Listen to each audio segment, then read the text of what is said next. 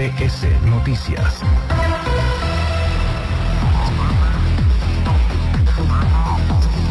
En la Cámara de Diputados se está debatiendo, se están haciendo una serie de foros en torno a reformas, a reforma del Estado, reformas electorales, que básicamente pues han puesto otra vez, digamos, en el centro del debate cosas como el tamaño del Instituto Nacional Electoral, la existencia o no de los organismos públicos locales electorales, los llamados OPLES, los subsidios que se dan a los partidos políticos, es decir, el financiamiento público, y se ha abierto pues básicamente una caja de Pandora. ¿Por qué? Porque algunas de las propuestas son duramente debatidas por algunos sectores y pues presentan, sí, por lo menos vistas desde fuera, algunos peligros para pues muchos de los logros y las construcciones de instituciones democráticas que nos han tomado a los mexicanos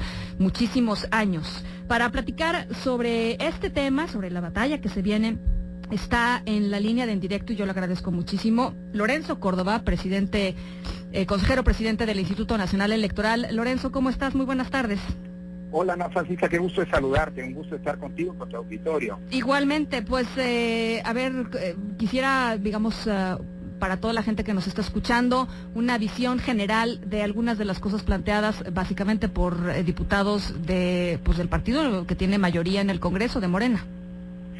Bueno, Ana Francisca, yo te diría que estos foros son el resultado de una cantidad muy grande, alrededor de un centenar de iniciativas que se han venido presentando desde que arrancó esta legislatura, es decir, en 2 periodos ordinarios de sesiones. Hay propuestas muy disímbolas, aunque hay algunas que son propuestas mucho más integradas, y respecto de estas en específico, pues ha habido una discusión y está teniéndose una discusión muy intensa, como debe de ser, pues muy franca, muy abierta.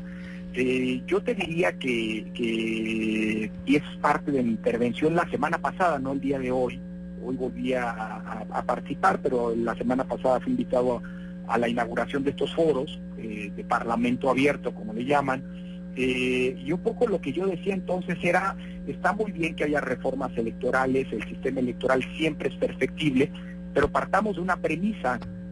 Nuestro sistema electoral, aunque complejo, aunque digamos en muchos casos hasta muy particularmente regulado, etcétera, es un sistema que funciona, ¿no?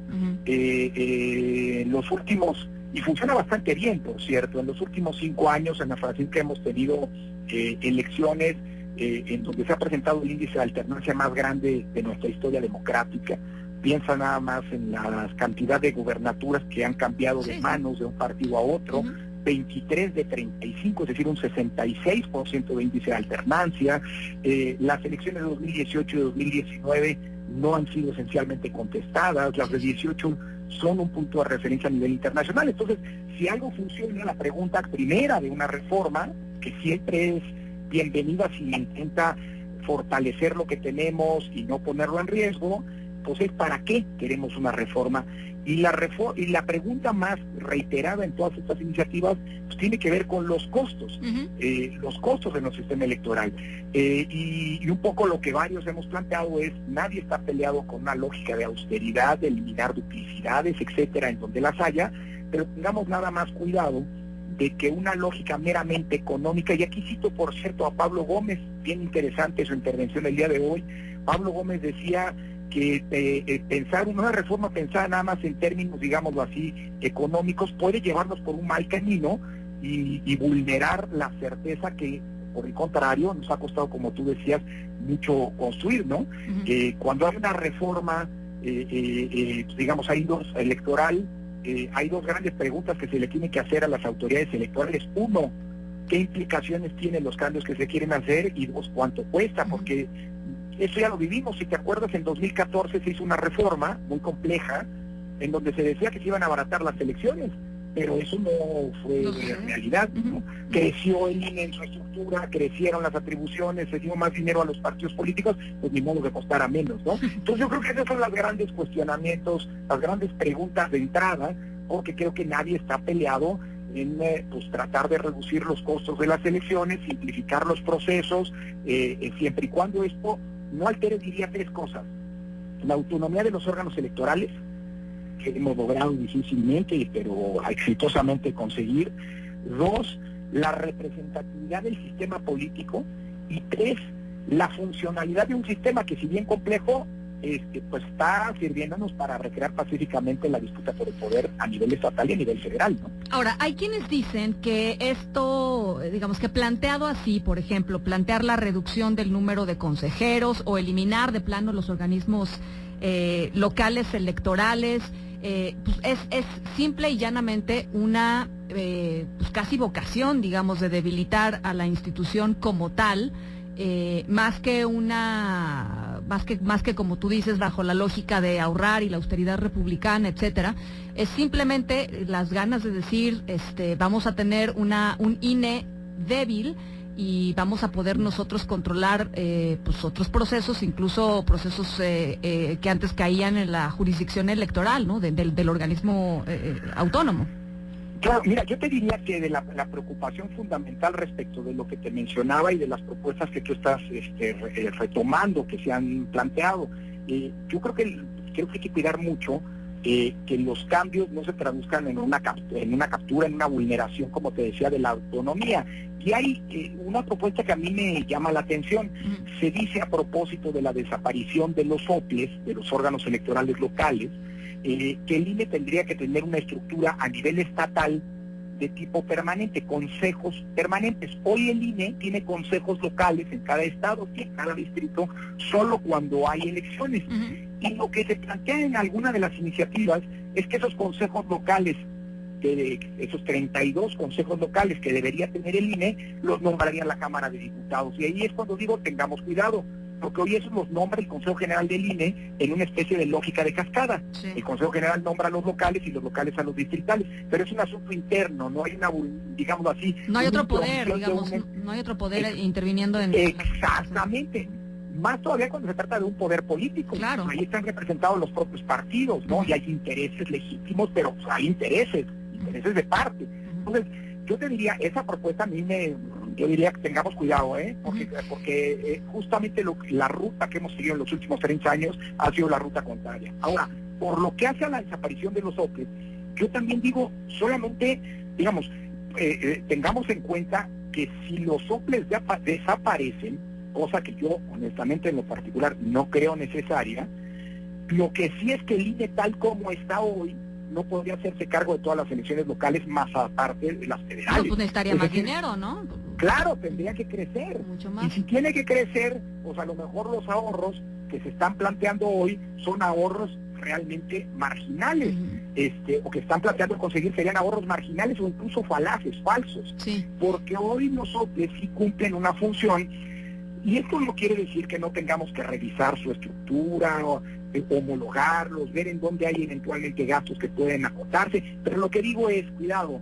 todo esto es subsidiario, no lo volvamos el centro de la discusión, porque si el centro de la discusión es el dinero, a lo mejor perdemos de vista lo principal en esta materia, que es construir confianza y certeza en torno a los procesos electorales. Y eso en términos generales no lo hemos hecho mal, Ana Francisca, ¿no?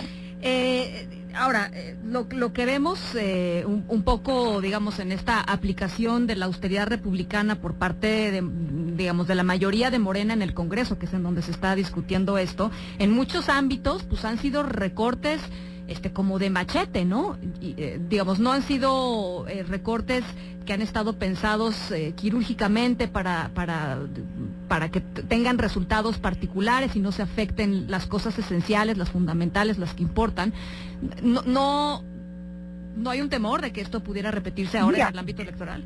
Mira, yo lo que diría, Ana Francisca, es que tenemos que efectivamente que analizar muy bien las implicaciones, porque en esta materia, déjame hablar del INE, no se puede hablar así en abstracto de si el INE es caro o barato, porque el INE, así, y pensar, como algunos han sugerido, hay unas iniciativas que plantean reducir a la mitad el financiamiento del INE, sin ponerse a pensar que el INE es algo que va mucho más allá, una institución que va mucho más allá de organizar elecciones periódicamente. Por cierto, no es cada 3 años como algunos dicen.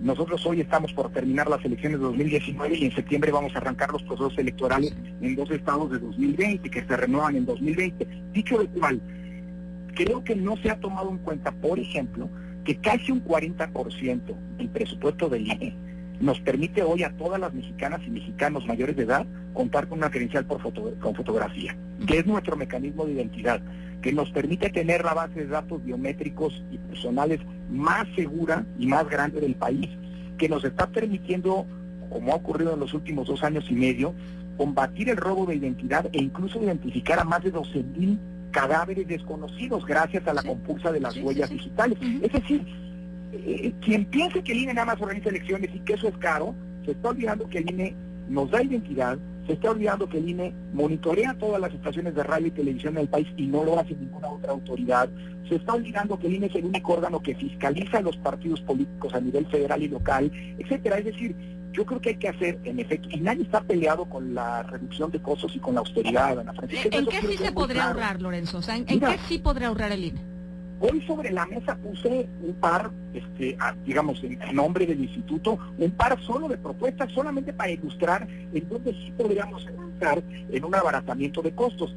Primer dato, ¿por qué no pensamos seriamente en avanzar hacia la urna electrónica? Si nosotros tuviéramos una votación electrónica, cosa que ya ocurre en países que no son precisamente digamos, campeones de la confianza pública, no estamos hablando de Finlandia o de Suiza, estamos hablando de Brasil y de la India, que desde hace décadas realizan elecciones con urnas electrónicas, bueno, y que tienen un grado de confiabilidad y de seguridad muy alto.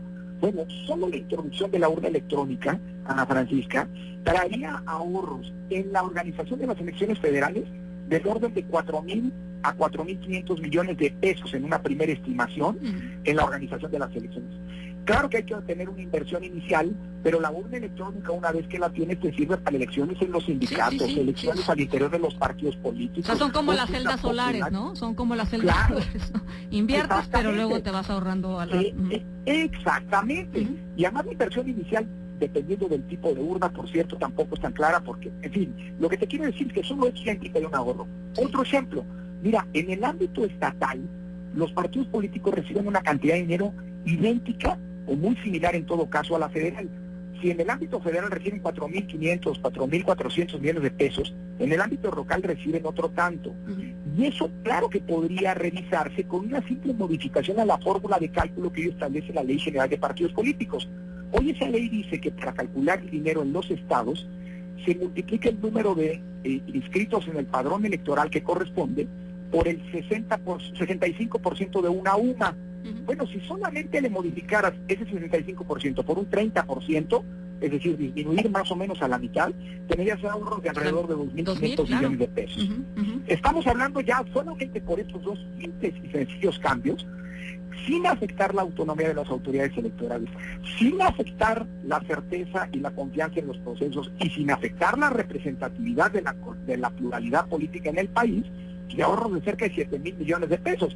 Es decir, claro que puede avanzar y estamos en el mejor ánimo de hacerlo, pero como tú dices, hay que hacerlo bien pensado, con bisturí y no con digamos, una lógica en la que por la falta de previsión a lo mejor generamos, lejos de un beneficio, un daño en donde hoy no lo tenemos. Claro. Ahora, este debate sí va a dejar, digamos, el debate y lo que se comience a configurar ya como en las iniciativas, digamos, más fuertes o más fuertes dentro del propio Congreso, pues van a dejar al desnudo los intereses de cada grupo. Bueno, yo lo que creo, bueno, a ver, yo creo que aquí en una reforma de esta naturaleza, cuando se habla de las reglas del juego, Ana Francisca, siempre evidencia, pues digámoslo así, intereses de parte, no es que esté mal, los partidos representan eso, intereses de parte. Ahora, yo creo que hay una cosa bien importante en un proceso en el que se busca cambiar las reglas del juego. No lo digo yo, bueno, lo dije yo también, pues, pero no lo digo solo yo, lo dijo también en la semana pasada la secretaria de Gobernación. Yo mismo lo dijeron varios legisladores de Morena, del PAN, del PRD, del PRI, de varios partidos. ¿Qué es la lógica del consenso? Mira, déjame plantearlo así, Ana Francisca. Si hay algún ámbito en donde el consenso cuando se cambian las reglas es necesario, es cuando estás hablando de las reglas del juego democrático, es decir, de las reglas electorales. Sí, claro. Porque se trata de las reglas que definen la cancha pareja y la oportunidad que todos tienen de acceder tarde o temprano al poder. Si nosotros nos vamos en la aprobación de una reforma electoral solo bajo una lógica, digamos, de mayoriteo, No, bueno. a lo mejor a la siguiente elección, quien pierda puede decir, claro, perdí porque las reglas no eran justas. ¿Me explico? Sí, sí. Entonces, y eso ya lo vivimos. Entonces, si hay algún tema en donde el consenso, que repito, y en esto quiero ser claro, no quiere decir unanimidad, sino simple y sencillamente la aceptación de todos, mayor o menor, digamos, aceptación porque no hay vetos, aceptación porque de las reglas del juego, porque hay votos coincidentes, pues entonces estamos Sí, totalmente ahí sí, pues salvando, digamos, el terreno de algo, insisto, Ana Francisca, en esto, que hace 30 años era el principal de nuestros problemas. Y hoy ya no lo es. Sí. Totalmente de acuerdo. Que es la confianza en torno a las elecciones, ¿no? El mayoriteo sería el peor de los escenarios, porque además, como tú dices, Lorenzo, la importancia del INE como institución, la importancia para el Estado, la importancia para que sigan habiendo elecciones en donde haya alternancia, en donde haya reglas claras, en donde los actores tengan certidumbre, donde los ciudadanos tengamos opciones reales, ¿no? de elección. Pues es fundamental, ¿no? Y eso es lo que se está discutiendo, se va a discutir pronto en el Congreso, y ojalá podamos seguir esta conversación, Lorenzo, en lo que viene. Por supuesto, y yo te lo agradezco, Ana Francisca, porque además, digámoslo así, las reglas del juego democrático no solamente interesan a los partidos, sino que como ninguna otra probablemente interesan al conjunto de la propia sociedad. Finalmente de lo que estamos hablando es del ejercicio de los derechos políticos, Ana Francisca, y si algo, por cierto, de los derechos que son los únicos que nos igualan a todos, Uh-huh. El día de la elección, todos los ciudadanos, no importa nuestro género, no importa nuestra raza, no importa nuestra condición económica, etcétera, etcétera, todos somos iguales, y por eso nos involucran a todos. Así que poder platicar contigo, con tu auditorio de estos temas, pues yo creo que es fundamental precisamente en la construcción de esa confianza que no podemos llegar a perder, ¿no? Te agradezco muchísimo, Lorenzo. Ni me digas, Ana Francisca, te mando un abrazo afectuoso. Estamos al habla. Gracias, Lorenzo Córdoba, consejero presidente del Instituto Nacional Electoral.